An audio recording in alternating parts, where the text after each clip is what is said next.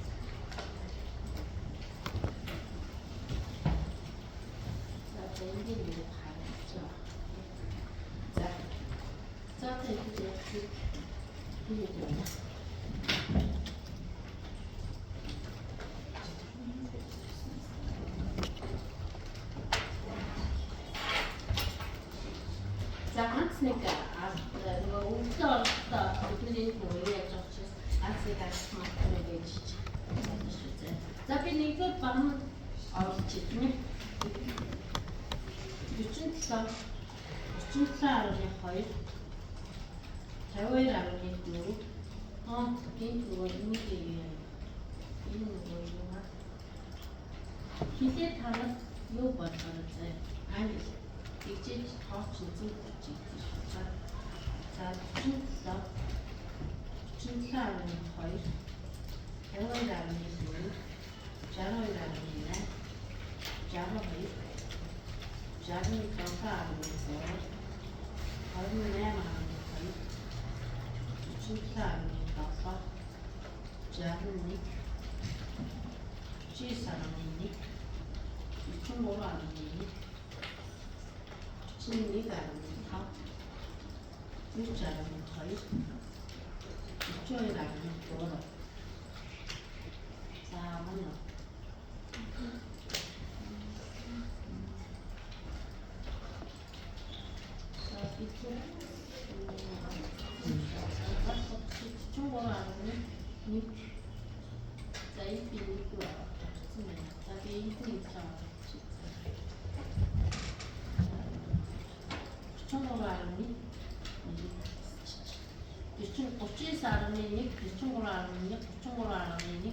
62 За би тавыг мэдчихэж учраас ингэ. За 28.8 44.3 46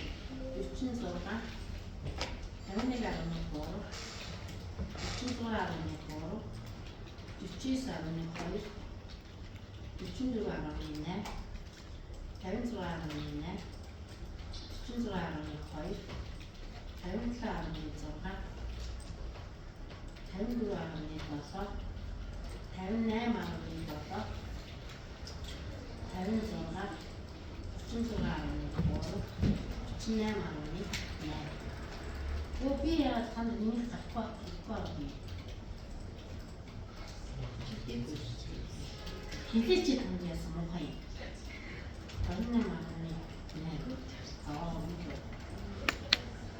Ямар муухай? Хөө ийм хуваа хичээсэн байж болох юм уу? Би энд миний дутуу орчвол та нар тэгээд яах юм? Яасан муухай юм байна. Чи таныг гарахгүй шүү дээ хэлчихгүй би шууд юм уу байна.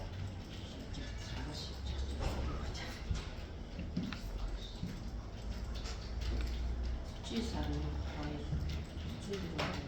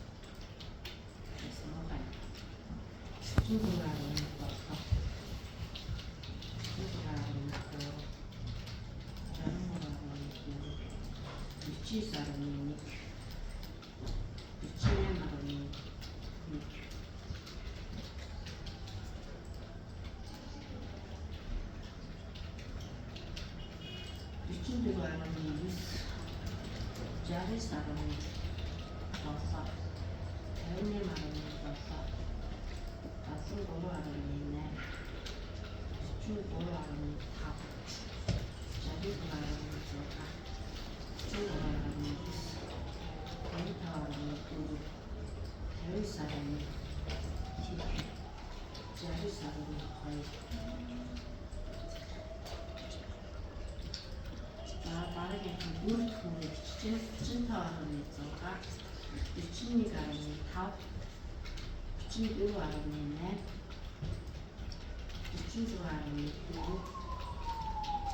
чи сарын 2 энэ сарын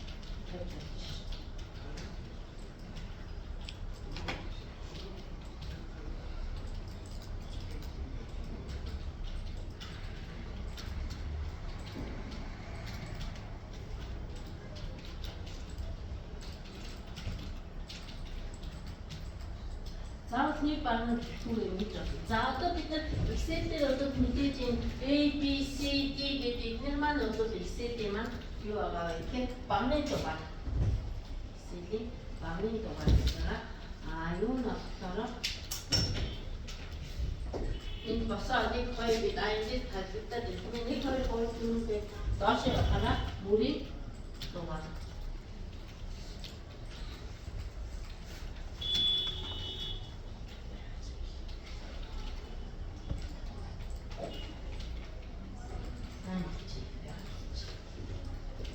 За энэ мөрийн дугаар ишээ багны дугаар гэж байгаа тийм ээ.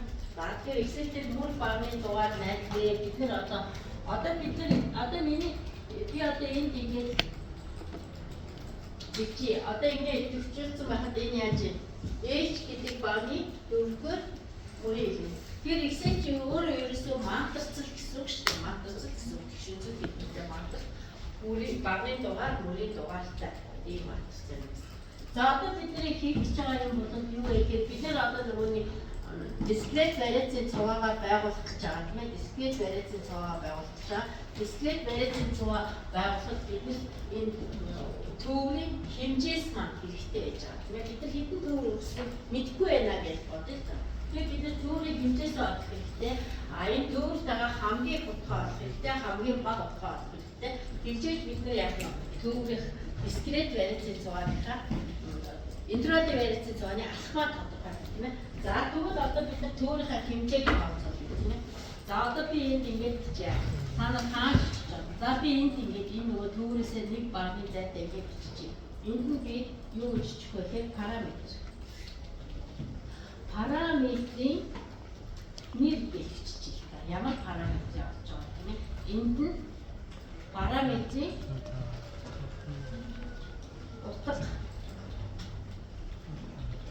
утгаа тооцоолох нь дараагийнхаа баган дээр байна. За энд нь би юу олох ёстой вэ гэхээр төвийн хэмжээсээ олно. Энд нь би төвийн хэмжээс олно. Энд хамгийн их утгаа олно. Энд нь хамгийн бага утгаа олныг энд яг интегралынхаа алхмыг тооцоолъё. За одоо энд юугаа хилээ англи болгож чад Excel дээр хилээ англи болгож чад төвийнхаа хэмжээсийг тооцоолъё. За яаж тооцоолох? Тийм ээ. За тэнцүү гэж яад яах вэ? Count гэж бичээд энэ count гэдэг юу орсон командууд нэг функц гараад ирж байгаа. Тэгээ бид нар зөв тоолж байгаа учраас count гэдгийг авъя. Энэ дээр очиж. Тэгэхээр одоо энэ хаалт нэг одоо чи энэ командыг ашиглахын тулд энд юу авах вэ гэхээр энд тоолж байгаа утгуудаа оруулаад гэж. Тэгээ төөрөө утгуудаа оруулаад. Бидний төөрөө утга хаана авах вэ гэхээр энд гэж байна. Тэгэхээр бид нар яг миний төөр утга одоо эндээс ихэд энэ дотор явж байгаа шүү дээ. Тийм ээ? Энийг ингээд идэвхжүүлчих гинэ. Тэгэхээр энд хараад бидний төвөр хаана байна вэ гэхээр A1-ээс D25. Эхлэл төгсгөлийн заагаад очиод за би хэлсэн төрсөн учраас юм. Төөрийг чи эхэлж байгаа байшин төгсөж байгаа байшин эхлэл заагаад очиод. Одоо яг юм гэхээр энэ юугаа яаж хийх вэ гэдгийг харж байгаа. Хамгийн сүүлд нь та хаалтаа аваад дуусгах хэрэгтэй байна. Гарч ирж байгаа команд чинь таны хийх гэж байгаа үйлдэлийг зарч. Ингээд зөв бичсэн бол энд ингээд ерөөсөө ямар ч асуудалгүй энэ нөгөө гарч ирж байгаа команд ашиглах заавар чинь байхгүй ч та зөв ашигласан байна гэсэн үг байна. Тэгээд энд зарч ирсэн тийм. Бид нар зөв үйлдэл оолцсон байна тийм ээ. Тэгэхээр яг үгээр илүүтэй оруулсан бол мэдээж тэр чинь тоолол хэд байна гэж оруулсан үйлдлийн хэмжээ чинь гараад ирнэ гэсэн. За одоо хамгийн хутга орлоготой яг бид нар одоо амх шүү дээ. Максимум явах юм байна. Тэгэхээр максимумтай холбоотой макс гэсэн эхлэлтэй функцүүд энд гараад ирж байгаа. Тэгвэл бид нар максимум олгож байгаа учраас тань яг үгээр энэ дээр очиж дахиад нөгөө өвгөлөө идэвхжүүлэх юм байна. Тийм ээ. Өвгөлөө идэвхжүүлэх юм байна. Би хараа энд ингэж болно. Сайн нөгөө та нар ажилласан бол төврийг нөгөө байршлыг чинь зааж өгөхдөө А1-гээр А-дугаар багны 1-р мөрийн мөрөөс эхлээд D багны 25 дахь мөр хүртэл бичсэн байсан шүү дээ. Тэрийг гараасаа бичиж өгч болно. А1 тодорхойлох цэг тавиад D 25. Тэгэхээр нөгөө юу ч ингэ идэвхжиж байгаа юм. Харж бид байршлаа мэдчихвээ шууд ингэ бичиж байна. Эсвэл яг нь курсороо арчаад энэ дээр ингэ гүйлгээд юугаа өгдлөө идэвхжиж болох юм даа. За хаалтаа хажмаа бид нэр өгдлөө оруулаад дууссан учраас хаалтаа чи инхээр тань зөв оруулсан бол шууд ингэж гараад ирэх юм тийм ээ. За энэ дадлаа. Хамгийн их утга нь 73.8 байна. Тийм ээ. Одоо хамгийн бага утгаа олъё. Тэнцүү минимум бол эцтэй тийм ээ. За одоо бид нэг хэрэглээ сурцсан учраас шууд энэ дээрээ дадлаа өгдлөө. Ингэж идэвхжүүлж болно эсвэл байршлаа өөрөө бичээд өгч болно тийм ээ. За хаалтаа хаалаа. Хамгийн бага утга нь 24.2 байна. За одоо биднэрт өгсөн төврийн хамгийн утга хамгийн бага утга бидний олчлоо гэсэн алхмаа тооцоо. Алхмаа тооцоолно гэдэг маань нөгөө дельтагаа олох гэсэн. Дельтаг олдог томьёо чинь ямар томьёо байгаа вэ гэхээр энэ дээр хийж байгаа тийм.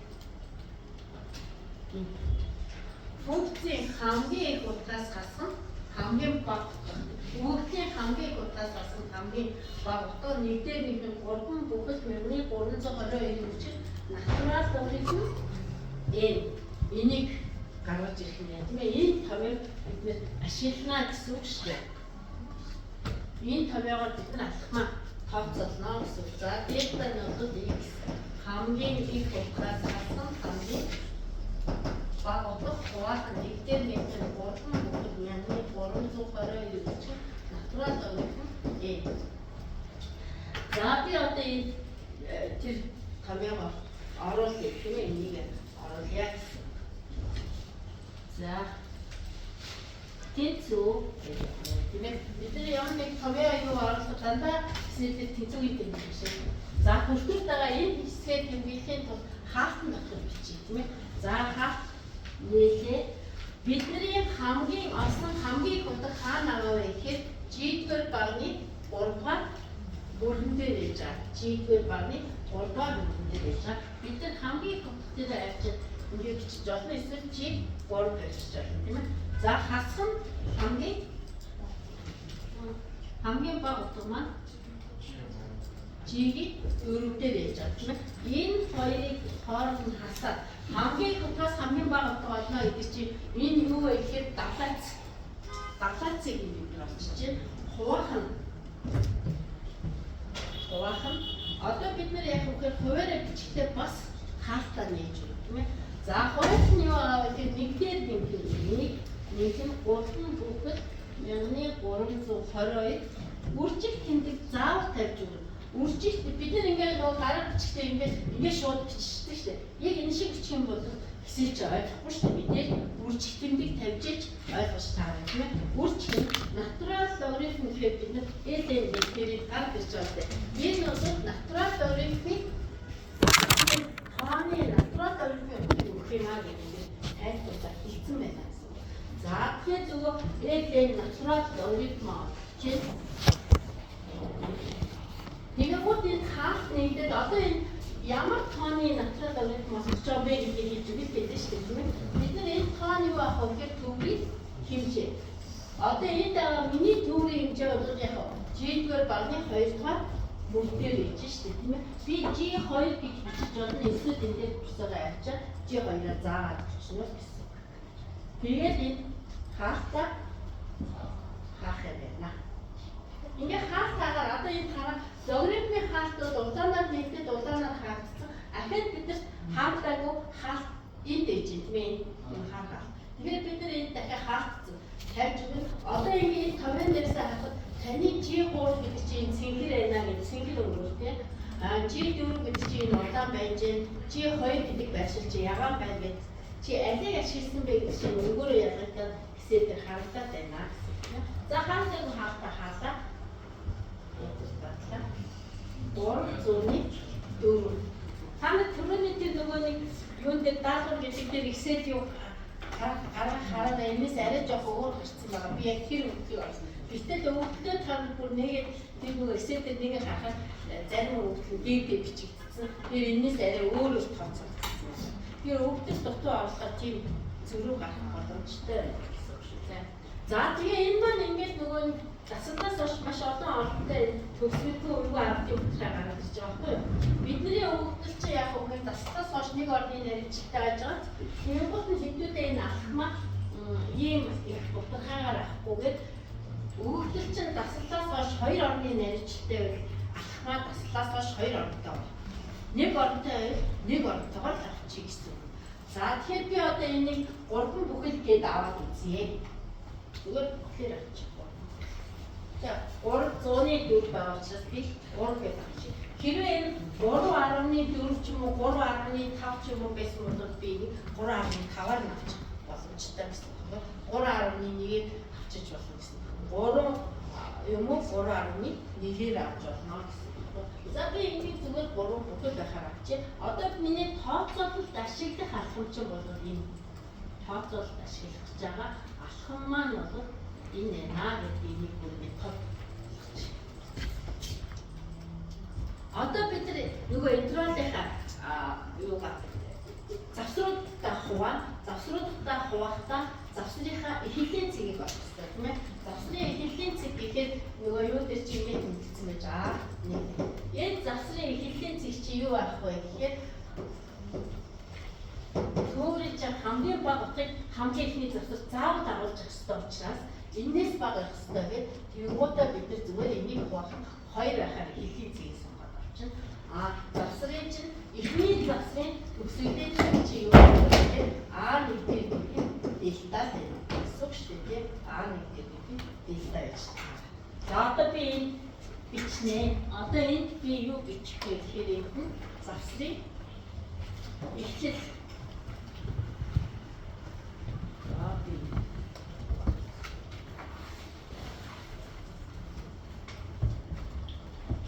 За би завсрын хичээлийн доор нь бичсэн. Эхлэл энд төгсгөл энд дундаж завсрын дундаж шүү заа. Энэ завсрын гэдэг үгээр би нэрч олж. За завсрын эхлэл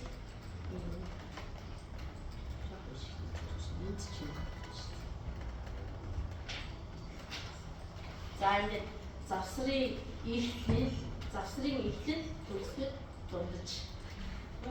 За завсрынхаа эхлэлийг тооцоолж байна. Англи болчихоо. Тэнцээ. Одоо энэ томьёогоо оруулъя шүү дээ, тийм ээ. Нөгөө юуныхаа хамгийн бага утгаас хасах нь алхмын хагас. За хамгийн бага утга маань энэ ээж байгаа хасах нь энэ алхмыг хуваах нь 2. Энэ хаалт март гэдэг шүү дээ. Зөвхөн алхмаа 2 байж болно шүү дээ. За миний завсрын эхлэл нь 22.7 гарчлаа тийм ээ. Эхний завсрыг төгсгөлөөр тооцоолъя. Эхлэл дээр нэмэх нь алхам.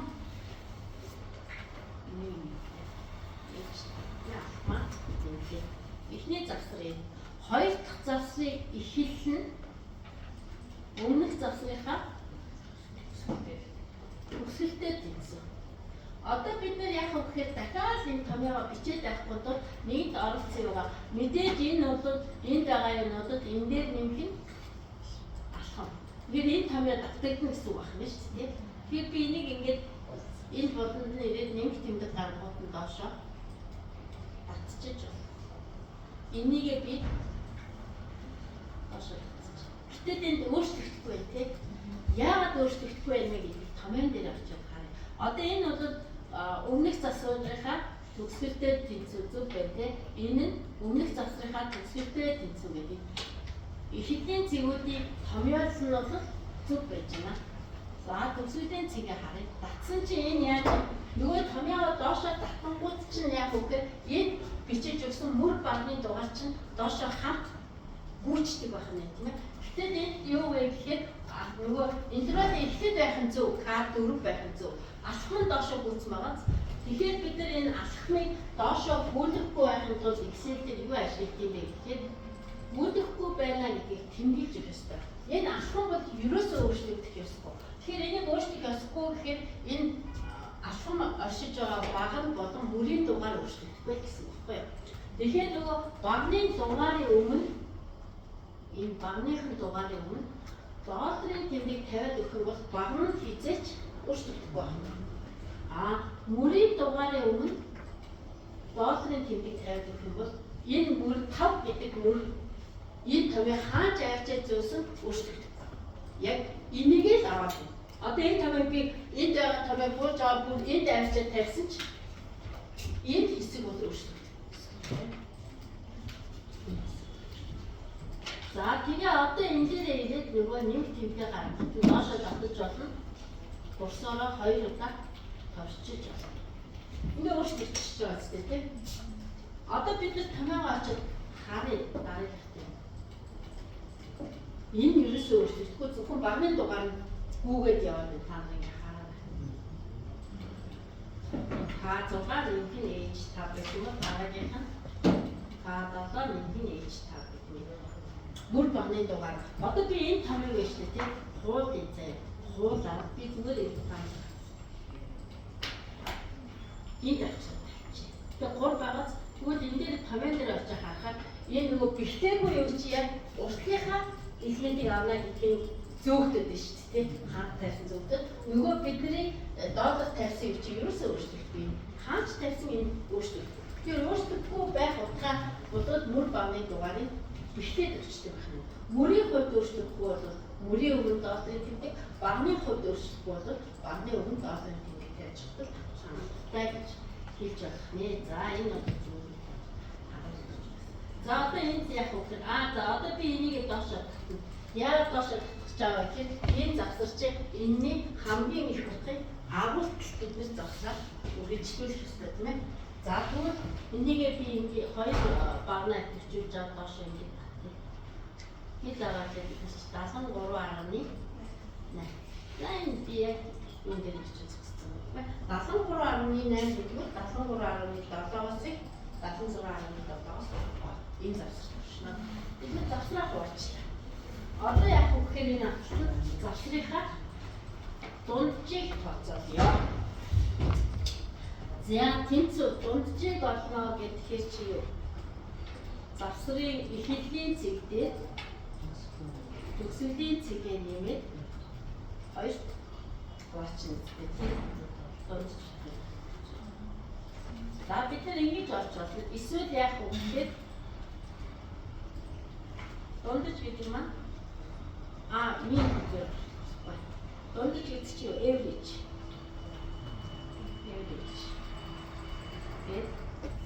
Энэ хоёрыг дундаж. Тийм байна. Команд ашиглаад олж эсвэл нэмээд 2 хувааж. За тийм ч байна. За би юу яах вэ? За одоо бид нэр ингээд дундаж. За одоо яг үгээр завсар болгонд олж байгаа элементүүдийнхаа давтамжийг тоолъё. Давтамжийг юу гэх юм?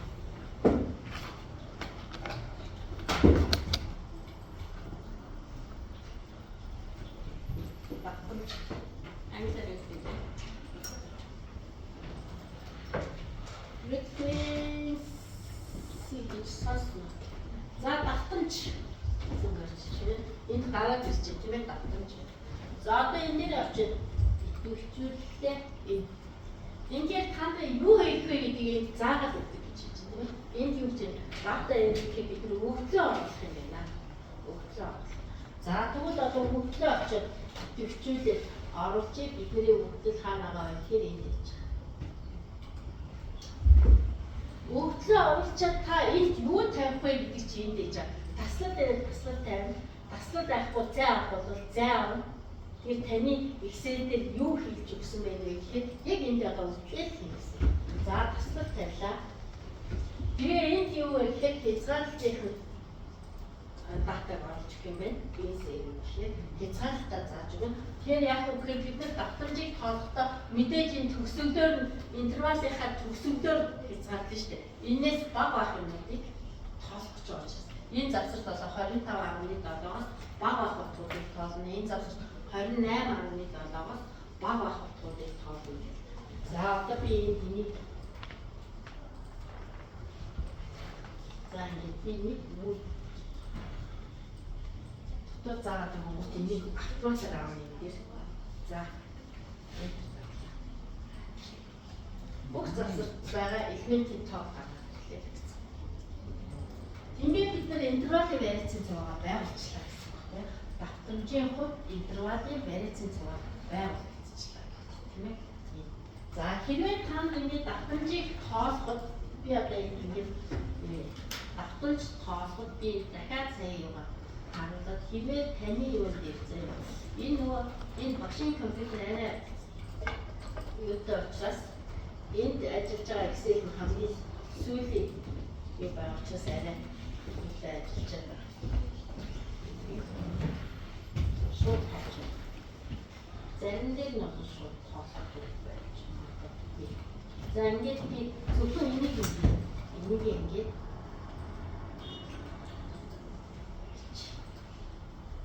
тэгэхээр энд яаж дараагийнхаа ингээд 99 гэдэг нь зөвхөн энийг юу янгот нөгөө нийт юунаас чинь энд байгаа хэсгийн тоолоод үлдсэний дараагийн үрдээр хэлжээд шүү дээ. Би түрүү энийг сүүлийнхийг оруулахгүй үлдээсэн шүү дээ тийм ээ.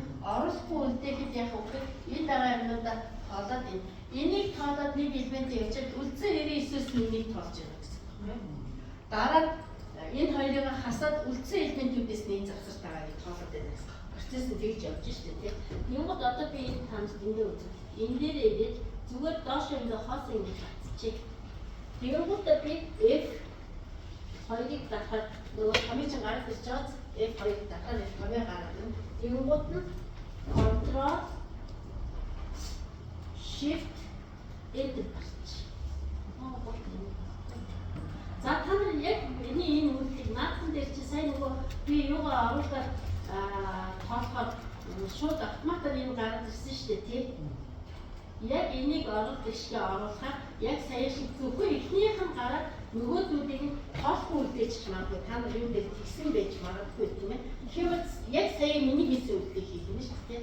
Энэ дээр очиод F2-ыг дахиад томьёож ингээд бил харагдана. Тэгэнгүүт нь энэ дээр Ctrl Shift Enter дарангууд яг энэ уртлын багны дараа энэ үрдүүд бүх завсар дээр тоолоо гаргадаг шүү дээ. Та нөгөө компьютер юм уу гэрийнхээ компьютер дээр энэ тийм юу яах тэгж гарч ирвэл тийм байна. За давтамжаа тооцоо. За одоо бид нар яах вэ гэхээр хайцангуу давтамж одоо удаа аяг авах юм байна шүү. Хайцангуу давтамжийг болъё. Дараагийн багны хүн бид нар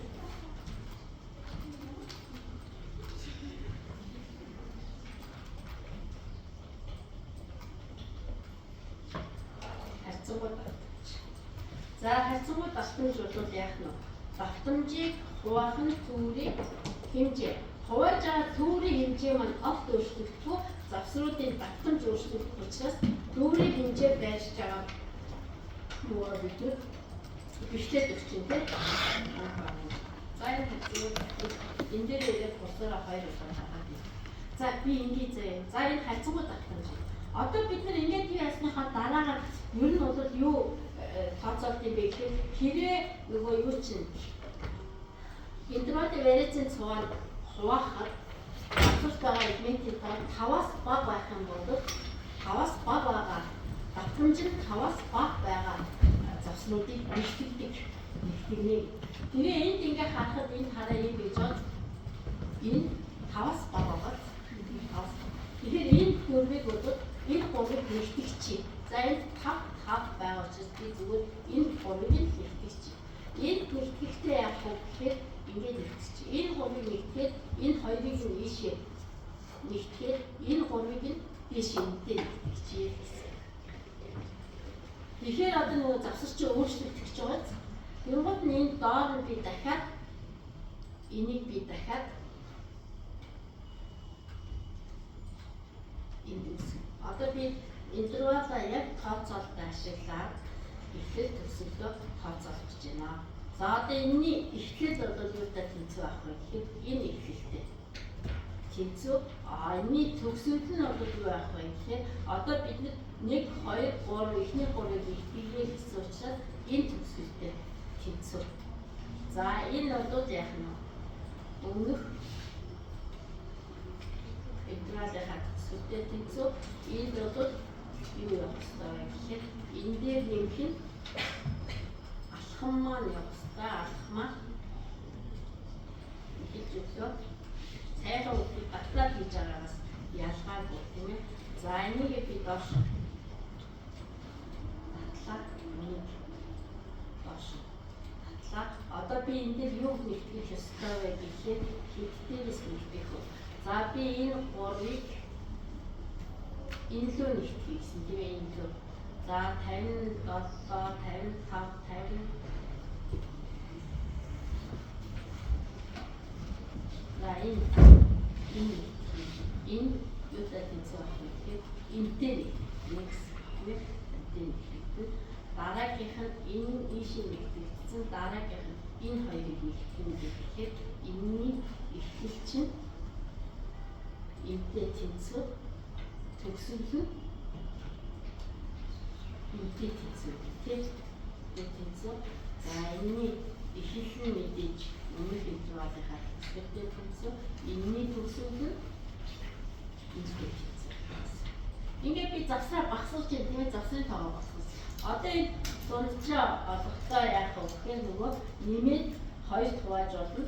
Эсвэл яах нь энийг ашиглаж болно. Энэ хоёрыг дундчийг олё гэх.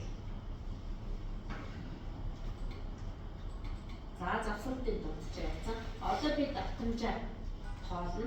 Давтамжаа тоолохдоо яах вэ гэхээр өмнөхөөсөө бид нэмээд явж болно. Эсвэл одоо яах вэ?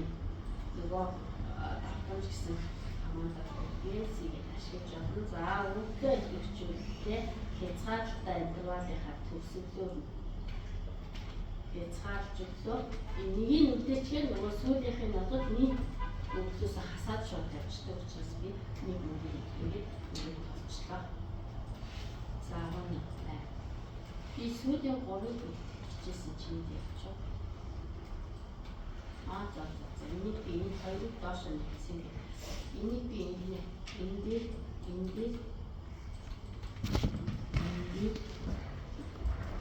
би бороо хийсэн биш. Энэ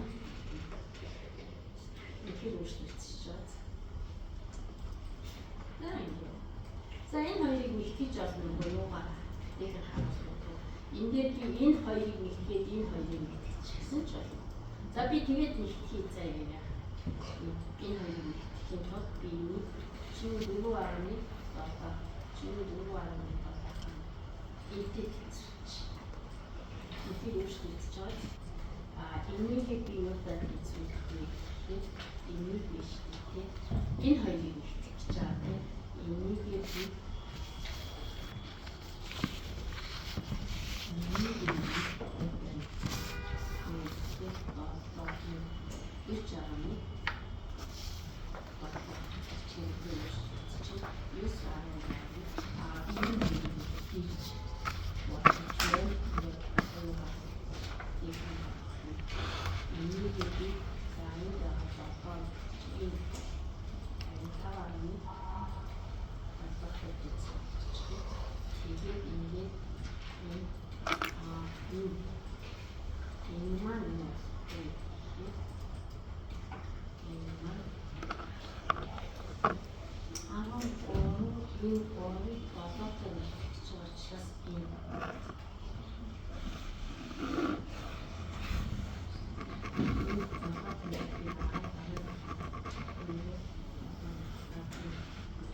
тэгээд энэ сүүлийнхэн бид энийг нөгөө хамгийн эсвэл Яйнес хаш.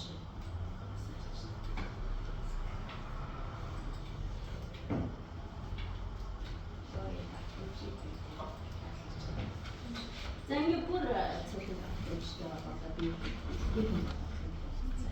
За За би ингээд давхамжаа одоо тоолчих чинь нэгдөө юучлээ асфальт тавилаа. Та нар ингээд яаж үүсдэг юм хань шүү дээ. За ингээд аваад 이게 오케이.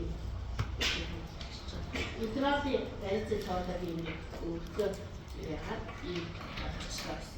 За давтамжаа тооцсон юм чи одоо эндийг хайцсангүй давтамжийг тооцно.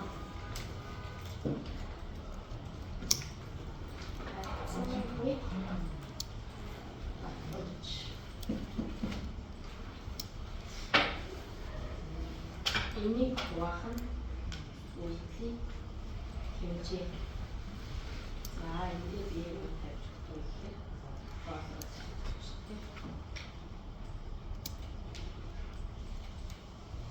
Ганти яах вэ?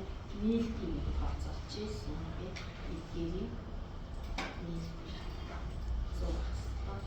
Харьцангуй давтамжуудыг нийлбэр. Ой, арай хоёроо нарийнчлаас хамаарат тийм ийм нэг бах тийм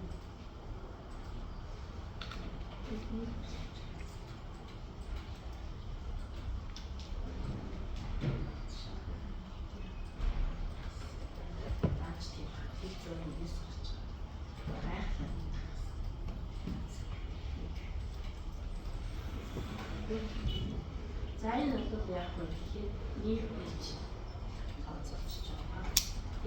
За энд нь одоо бид нар юу тооцоолж болох вэ гэхээр одоо нөгөө юу харж байгаа давтамж харьцангуй давтамж гэдэг. За энэ 2005 жилийн дараагийн юмудаа та нар юугаар хараад тооцоолох вэ? Зөвлөгчнүүдэд бид нар дараагийн жил. Одоо бид нар юу яах вэ гэхээр нөгөө килограмм яваа.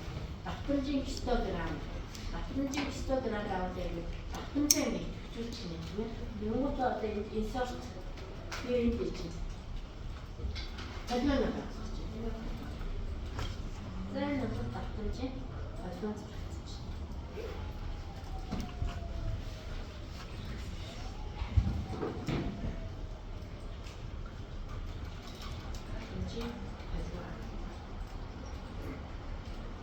За энэ килограмм байгуулахын тулд яг үгүй энэ харьцангуй давтамжийг би юунд хуваах ёстой вэ гэхээр шундаа хуваах ёстой. Ийж килограмм байна.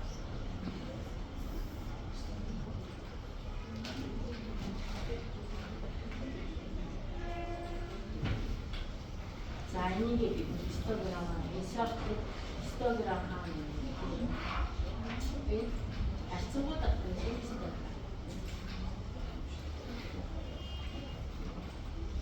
хичээл харьцангуй давтамжийг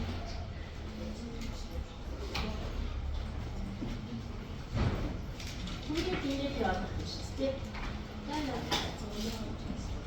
Энийг бид нар яг окей зураг. Энэ нөгөө эндээ бид нар юу доор нэг шиг хэрэгтэй юу зааж байгаа тийм завсрынхаа дундчуудыг зааж өгье. Үүний тулд яг энийг ихэвчлэн удаа баруун тосоор дараад сэтгэл татах. Энэ рүү ороод бид нар энэ дээр яг өгөхэд энэ завсрын дундчаа яа би дундчаа солилцож байгаа юм тийм. Илгүүдээ өгч. За би дараагийн